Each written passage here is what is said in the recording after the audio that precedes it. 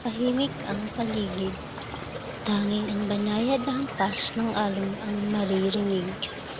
Ang dagat, payapa, malawak at tila walang katapusan.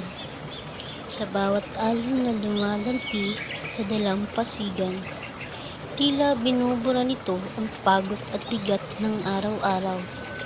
Ang malamig na hangin, ang amoy ng alat sa hangin, at ang liwanag ng araw na sumasalamin sa tubig. Lahat ay nagpapatahimik sa puso at isipan. Dito sa tabi ng dagat, wala kang kailangang isipin. Wala kang kailangang habulin. Walang ingay kundi ang tinig ng kalikasang humihimig ng kapayapaan. Kaya huminga ka, isang malalim ng buntong hininga.